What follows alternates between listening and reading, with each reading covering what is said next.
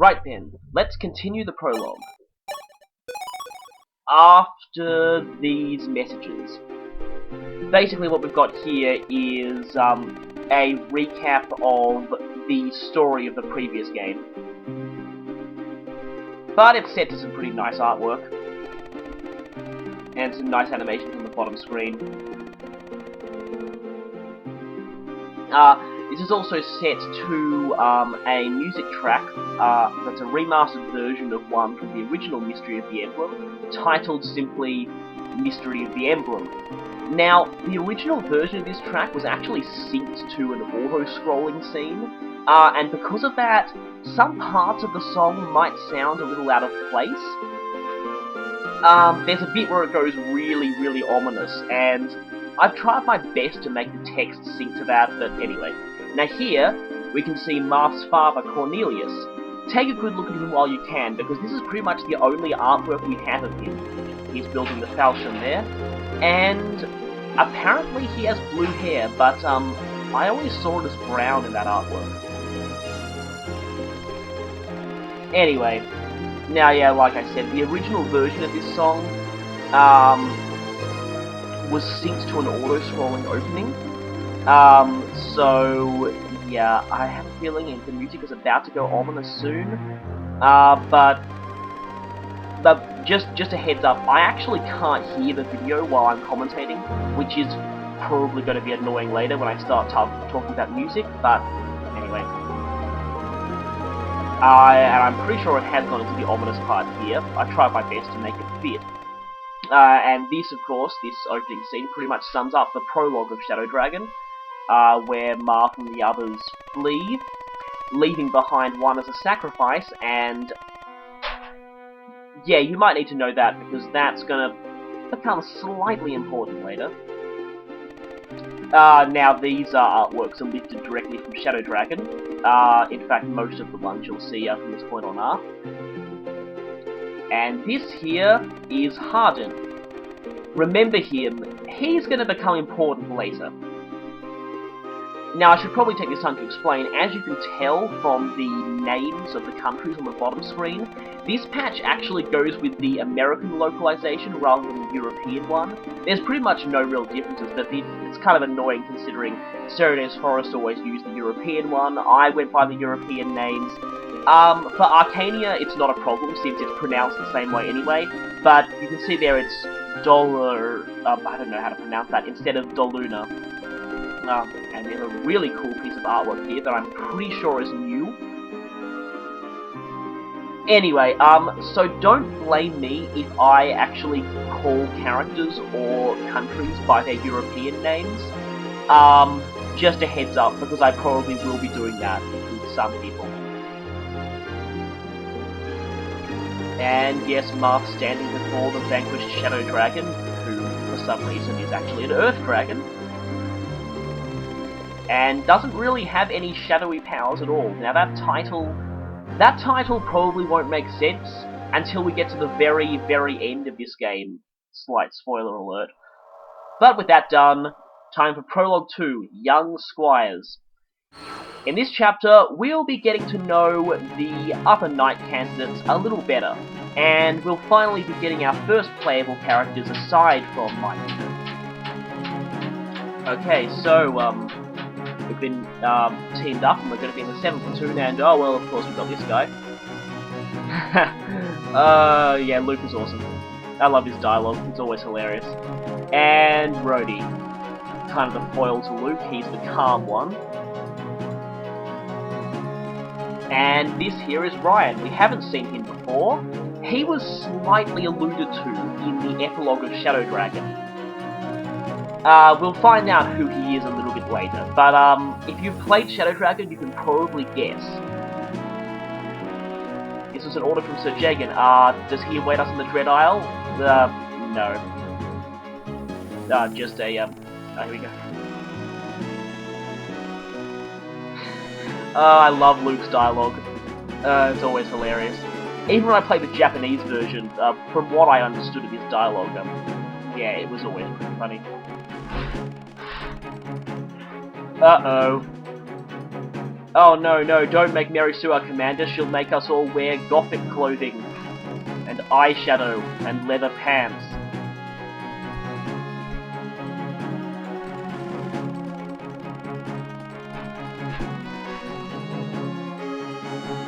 Oh well, at least she has that going for her. Oh, and of course we're going to end up in a battle here. Yeah, another training match. How's it come to this? Because we need more gameplay. Okay, here we go, yeah. This is where your gender does affect dialogue slightly. Probably the first place where it does. There'll be more later. It's only a very, very small difference.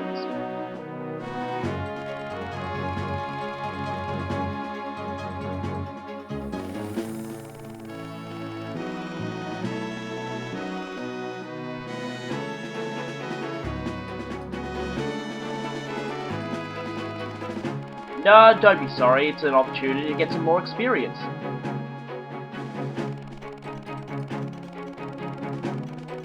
Oh, this is the first mention of my unit's grandfather. Now this line... does that mean that if everyone in the world was constantly at war with each other, the world would be a better place? Probably, you know, don't take that too seriously. Oh, wait, we're stuck with a little kid who can't counterattack? I mean... Hi, Ryan, you're awesome. And actually, I'm not kidding, he is pretty awesome. Alright, so our opponents here are Luke and Rhodey. And we have a Myrmidon and an Archer versus 2 Cavaliers. And we should probably keep the Archer away.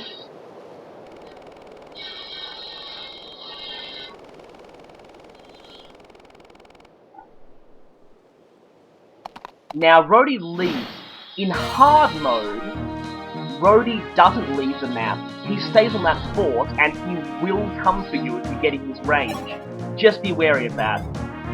We get an indirect combat tutorial. If you made your unit an archer, you will actually get that in the first chapter. Right, here's Luke. Right. We'll just see what to do. Yeah, Ryan can attack Luke right off the bat. But speaking of Ryan, the first character I can properly talk about, this is Ryan. Joining in the second chapter of the prologue, Ryan is an archer, and a pretty good one at that. Just take a look at those growth rates there. He's got decent to freaking amazing growths in just about everything an archer needs.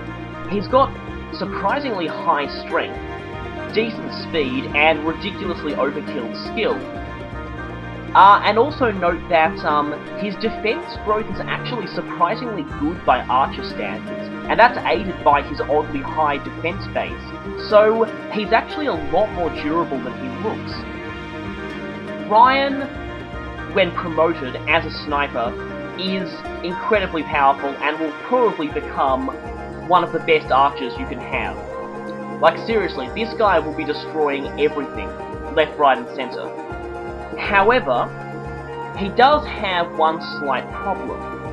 He has a pretty bad start. Now, I'm not talking about him starting at a low level. That's fine, given that he joined so early. I mean, it's not like he's starved for experience. In fact, it's very easy to have him level 7 at least by the end of the prologue. What I am talking about is his pretty low base stats, particularly in the skill and speed area. Now, skill isn't really a problem given that his growth in that is so insane, but speed is a real issue. If Ryan's speed RNG doesn't cooperate with you in his early level ups, he's going to have problems doubling, and that's kind of bad. But to be honest with you, this isn't really a fault of Ryan himself as much as it is a fault of his class. I'm going to break it to you. Archer is a horrible, horrible class in this game. It has terrible base stats, and the movement of an armor, despite lacking an armor's high defense and strength. Like, I mean, seriously, who thought it was a good idea to give them 5 movement? 5 movements! That's worse than a mage, and they're supposed to be the low mobility ones. Not only that, but their movement costs over terrain are also awful. Essentially, it's hard for them to get into position, and they've got bad stats too. But again, that's just the class. The strange thing is, all these flaws are totally eliminated when they promote to Sniper.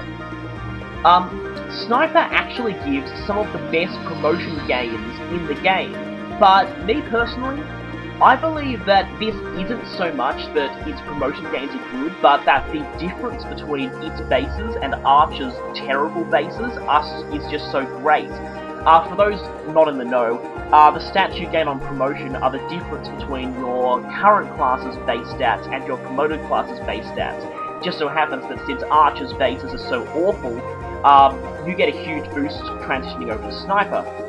Their movement also goes from a pathetic 5 to a pretty decent 7, which is actually the biggest jump in the game, excluding promoting to a mounted unit. And they get a critical bonus to boot, so it's kind of funny. A forum user has put it this way: Sniper is a good class, Archer is not. And yeah, I totally agree with that. So yeah, Ryan, again, starts off weak, ends up amazing. That's actually probably more due to his class, and I'm guessing that's why I've seen a lot of people reclassing into Cavalier, but I'm not going to comment on that because I'm not going to use reclassing. Anyway, back to Ryan. I've rambled on about classes quite a bit there. Ryan, yeah, train him and he'll be your best archer in the game. Just be warned that you might want to reset for his early level ups to make sure he gets speed, because otherwise he might have some trouble. But anyway, again, Ryan, good growth rates, excellent opportunity to gain experience, and can potentially become one of your best archers. Now one more thing I just realised. Ryan appeared in the original Mystery of the Emblem, and because of that, if a character shows up who also appeared in the original Mystery of the Emblem, or in Shadow Dragon, I'm going to briefly assess whether they're better or worse in this game than they were before. Ryan, I'd say he's better simply on virtue of joining earlier. The main argument against using Ryan in the original Mystery was the fact that he joins with such low base stats at a point where it's quite hard for him to get experience, and at that point you also have another archer with higher base stats. Now, that competition is kind of gone, given that Ryan joins early, and experience is plentiful in the prologue. It's actually pretty easy to get him up to scratch, so I'd say just on virtue of that, Ryan has improved a lot. Anyway, that's me done with Ryan. Now let's get back to the actual chapter.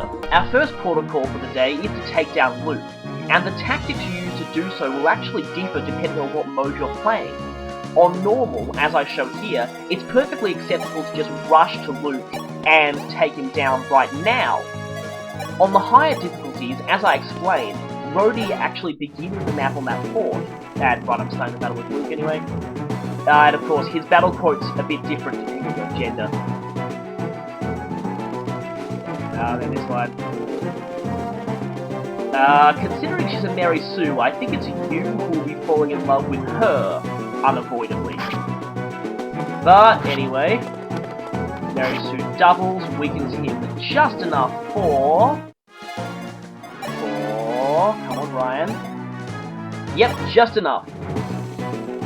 And yes, he's got a different quote with Ryan. Oh, really? Well, what do you say about this?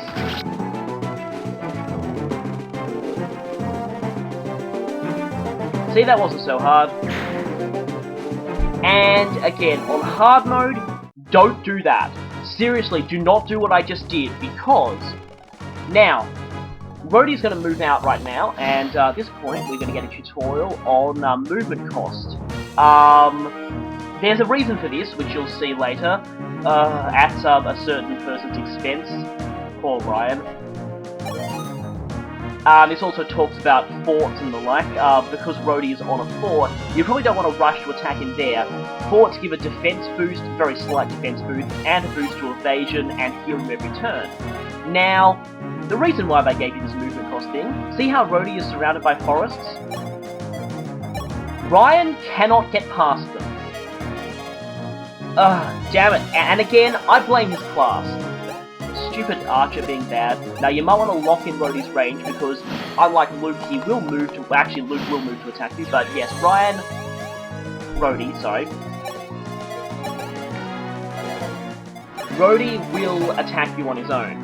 But now that he's gone off the fort and onto clear terrain, he's easy pickings. So, again, yes, the tutorial there was quite relevant. And you can use the forts to heal, because my unit won't have a vulnerability on normal. Now, Luke... Damn it, what's up with me in names today? Rhodey has a lance, you know, compared to Luke's sword, but even with weapon triangle disadvantage, he should be pretty easy to take down. Not if you don't get a chance to engage him in close quarters. Go, Ryan, and gone. And that's the end of this chapter. Pretty simple. On hard, though, because both Luke and Rhodey start on the map, you can't rush Luke, because then Rhodey will rush you too, and there's pretty much no way you can survive that. Like, really, I've tried. You pretty much can't. So what you want to do on hard mode is, you want to hold back on the forts and let Luke come to you. He usually goes for Ryan first, so that's generally okay. Right, now this bit, yeah, Rhodey actually does have a point here. Rhodey says they lost because they took turns fighting Mary Sue one-on-one. Let's see what would have happened if they didn't. Slight disclaimer, this is actually Maniac mode, but even on regular old hard, it ends in the same result. I'll just let you watch.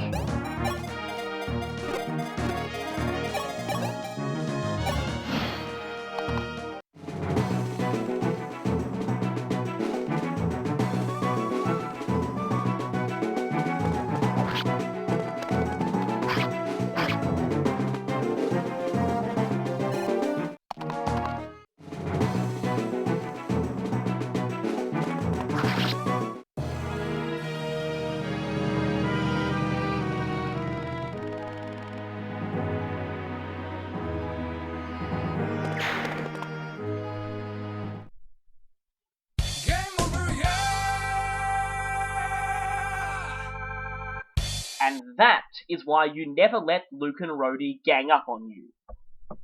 A lot of games go on about how teamwork is awesome.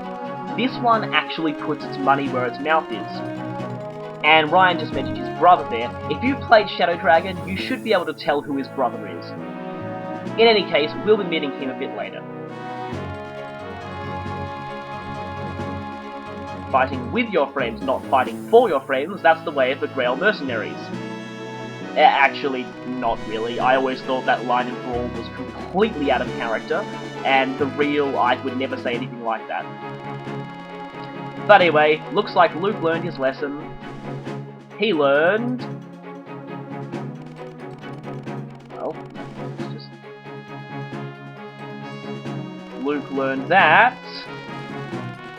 being the leader is more trouble than it's worth, and you should leave jobs like that to Mary Sue's.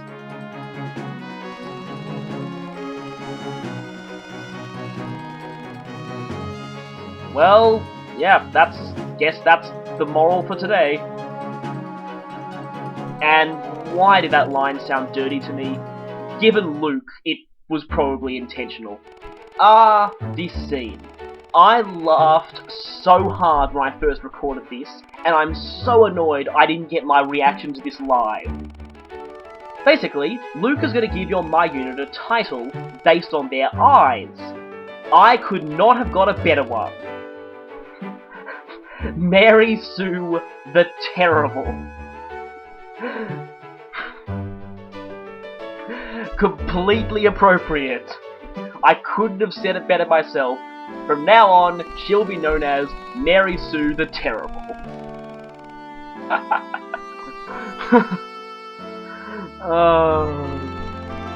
Don't worry about it, Mary Sue the Terrible. And the adventures of Mary Sue the Terrible will be continuing soon. Until then, see you.